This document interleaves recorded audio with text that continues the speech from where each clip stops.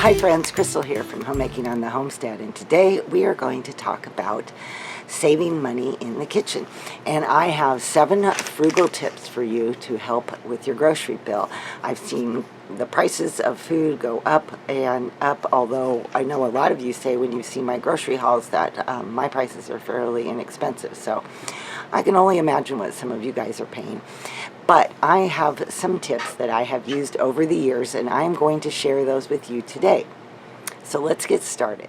I am in editing mode right now, and I realized that I forgot to let you know that down below in the description box I have a lot of resources from my blog and from my other YouTubes that I have made to kind of go along with this whole video, so don't forget to go check those out.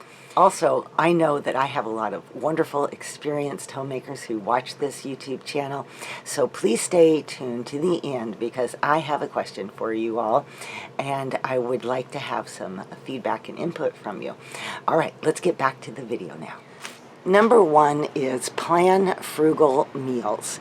You have control over what you buy and what you serve your families, and you can choose to serve lobster, or you can choose to serve beans. So, and there's a whole range of things in between there, but you ultimately make that choice.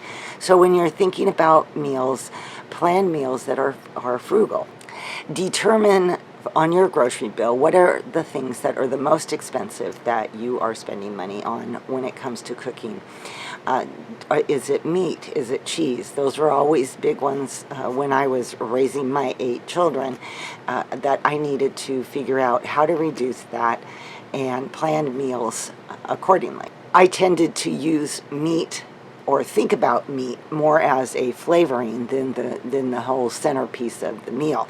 It's very traditional, of course, to have like meat and potatoes. My grandmother cooked like that, and my mother cooked like that too. But if we look at meat more from terms of being a flavoring, then we can reduce the amount of meat that we put into a meal and thereby save money. And one of the best ways to do this is to use soups, or to make soups and casseroles, because you can combine a lot of ingredients and you don't necessarily have to have as much meat in them. Number 2 is learning to cook from scratch. This is a very important skill because it will allow you to have so much more flexibility with the food that you buy and being able to pick and choose foods that are the most nutritional while being the least expensive. One of the things that I would do to stretch out my meals and to provide bulk in the casseroles and in those soups and stews and things like that is beans and whole grains. And typically I would use rice, brown rice. Beans are a very highly nutritious food, and you can put them in so many different things. It adds protein to the meal and helps you to reduce the overall cost of the meal. And of course the same would go for any whole grains that you would add into the meal. So you can make some delicious foods with a very little meat and adding those beans and grains, and end up with a great savings for your wallet. One thing that you can learn to do is to make your own mixes, like baking mixes or pancake mixes, muffin mixes.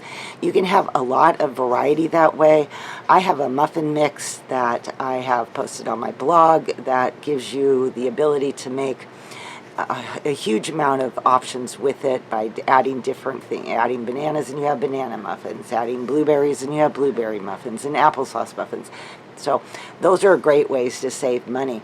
Also, spice mixes. If you can find spices at reasonable prices and create your own spice mixes, you can also save money that way. Number 3 is buy in bulk whenever you possibly can. And this goes along with cooking from scratch. So if you are creating a lot of your own meals, then you can buy a lot of these basic food ingredients such as beans and your grains and oats and flour, and buy them in larger quantities, and your savings will be even greater. I'm fortunate that I have a store. My grocery store is called Winco, and they have a whole bulk section, so it's really nice to be able to get inexpensive foods in that way. Unfortunately, Winco isn't available for everybody. It is kind of a local West Coast more store, but if you can find a place that sells bulk food like that, I would recommend you shop there. If you can't, Costco can sell at times things like rice and beans in big, large quantities at good prices. And another online source that I've used for years and years is Azure Standard. And they used to be fairly local here, but over the years they've stretched out their delivery routes to way into the Midwest. And I can leave a link below in the description box for them if you can see if they're available in your area and check out their prices. Number 4 is batch cook. So that means to cook up several meals at one time. It can also mean that you can make double or triple of one meal and put them in the freezer. The reason that this can save you money is kind of twofold. Number one, you're heating up the stove only once. You're going through the motions to make the food, and only once, and then everything can be put into the freezer.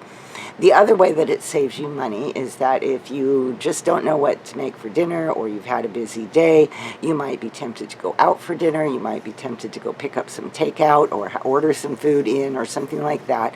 And this way you have your own convenience foods right in your freezer ready to go for you. Number 5 is have a baking day. Choose a day and get several things baked at the same time. You could bake your own bread, which saves money. You could put together some breakfast foods like pancakes or waffles and put those all into the freezer. This is not only a great time saver, but it also, again, just like batch cooking, can help you by only heating up your oven once on that day and getting it all done at one time. Baking days are very old and a traditional thing to do, but I think it can actually help save in the long run. Number 6 is buy the whole chicken. I know it can be tempting, even for myself, to buy the boneless, skinless thighs or breasts or chicken legs or something like that, but there is so much more flexibility when you buy the whole chicken, and it is usually much lower in price. You can stretch that chicken for several meals. Even when I had 8 kids at home, I could stretch a chicken to last 2 or 3 meals by utilizing some of the things that I had just mentioned, like use the meat as flavoring, make it into soups, make it into casseroles. And then the other great benefit is you have all those wonderful chicken bones that can be turned into chicken broth, and then you have your own source of broth as well. Number 7, don't waste food. This is a real challenge, I know, for a lot of people, and even it's a challenge for me too. I have to make a really concerted effort sometimes to make sure that nothing goes to waste. I have to make sure that I'm really on top of what is in my refrigerator, what kind of leftovers do I have, and how can I either serve all those leftovers again in, I like to call it a leftovers buffet, or I try to figure out some way to take what I have and incorporate it into a new meal. So I might take 2 or 3 things that I have sitting in the refrigerator and turn that into a casserole, or turn that into a pot of soup. I know I shared this on a previous video, but years ago I would do what I called freezer soup. And if I had leftovers and I didn't know where to put them or what to do with them, I would put them all into a coffee can and put that in the freezer. So I could fill that up with extra vegetables, extra beans, extra potatoes, and extra meat. And then when the can was full, it was time to pull it out and make soup. And usually at that point, the only thing I needed to do was add some broth or some water and heat that up, make some bread, or pull some bread out of the freezer from baking day, and I had dinner. So it was a great way to utilize my resources and not let those go to waste. Another thing that I have liked to do over the years is make vegetable broth. It's really easy to let some of your vegetables just kind of die a slow death in your refrigerator, and then you realize you have some and they're kind of limp looking or they're weak looking, and you're like, and then your inclination is just to toss them. But instead of tossing them, you can save them, you can freeze them, and turn it into vegetable stock. And this is so nice because if you don't have chicken stock, well, then you can always have vegetable stock. And really, the vegetable stock ends up being virtually free, because if you would have thrown those vegetables out, then you would not have had any benefit from them at all. So you are taking something that could have potentially been trash and turning it into food. So basically what I would do is I just would fill up a gallon-size Ziploc bag in the freezer with those vegetables. If I didn't have a lot of them, just a few things here and there, just fill up that bag. And when the bag is full, it is so easy to make the stock. You can do it on the stove, or you can throw it into the Instant Pot, add water, add salt, and let that simmer for a while until it's a nice rich color. And there you go. Strain out the vegetables and you have vegetable stock.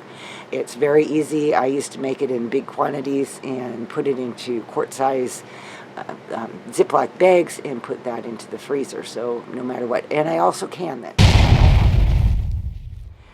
Okay, so those are my 7 frugal tips on how to save money in the kitchen. So what I would like to know from you guys is, what are your best money-saving tips when it comes to trying to cut your grocery bill? If you would write that below in the comments, I think that would be great. If I can get enough comments and enough great ideas, I would love to do a follow-up video with your ideas in it. I think that would be kind of fun to do. So please share with me your tips. I would love to know what they are. All right, you guys. Thank you for watching, and I will see you in my next video. Bye-bye.